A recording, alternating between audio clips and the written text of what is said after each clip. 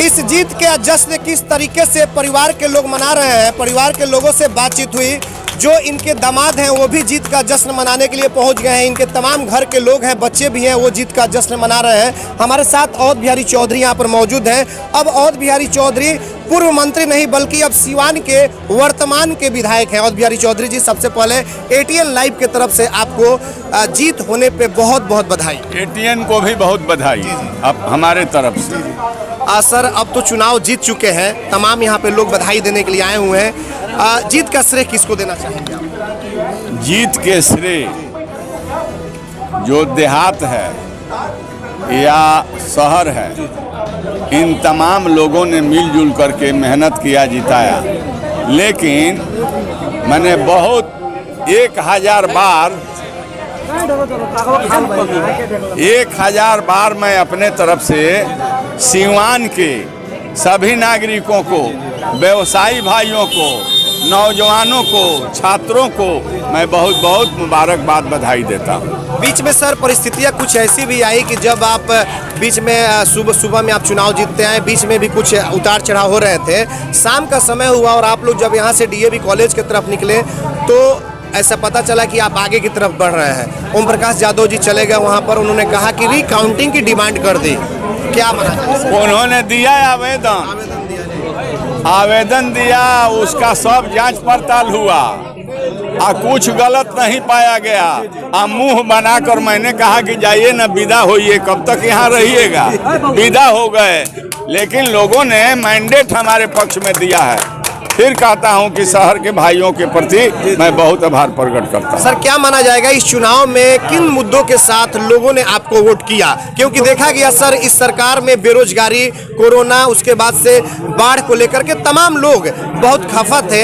और क्या यह माना जाए कि इन तमाम मुद्दे को लेकर पार्टी ने राष्ट्रीय जनता दल के जो हमारे नेता हैं तेजस्वी प्रसाद यादव जी, उन्होंने कहा था कि हम सरकार बनाएंगे तो नौजवानों को रोजगार देंगे और अन्य तरह के जो मुझे विकास करना चाहिए वह मैं करूंगा। लोगों ने पसंद किया और वोट दिया। और इस बिहार में जो आरजेडी महागठबंधन है वो कम नहीं है, बहुत आगे है। अभी काउंटिंग चल रही है, हम लोग आगे बढ़ेंगे, इम्प्रूव करेंगे। विश्वास है कि हमारी सरकार बिहार में बनेगी। सर, देखा जा रहा है कि जो बहुमत अभी आए हैं, पूर्ण बहुमत किसी को नहीं मिल पाए हैं।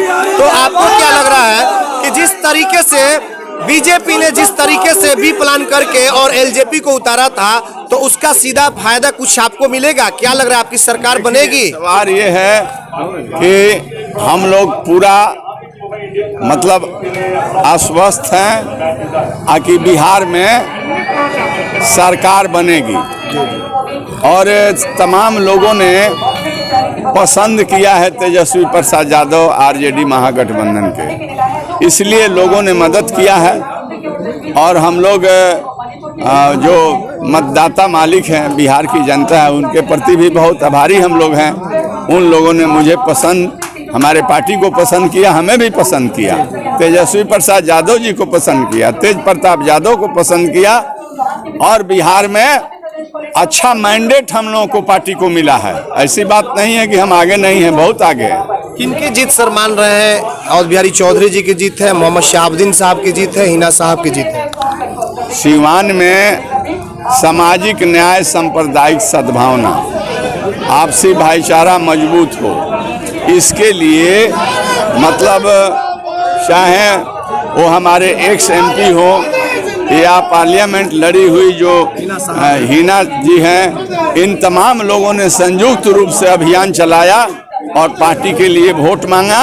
और उन तमाम लोगों के ज्वाइंट संयुक्त प्रयास का फल है कि मैं सिवान में जीता हूं। मैं ही नहीं जीता हूं, यहाँ पर तो 6 सीट आई हुई है, 6 सीट आ गया महागठबंधन के, ये कम बात नहीं है। तो संयुक्त अभियान और प्रचार का ही फल है। और फिर कहता हूं कि यहाँ के मतदाता को मैं सैल्यूट करता हूं कि उन लोगों ने काफ़ी मुस्तैदी और दिलेरी के साथ वोट दिया और बहुत सारे गंदे प्रचार के बस में लोगों ने नहीं पड़ा और अन्य तरह के जो राताराती जो कार्रवाई काम की गई है उसका भी कोई असर हमारे मतदाता पर नहीं पड़ा।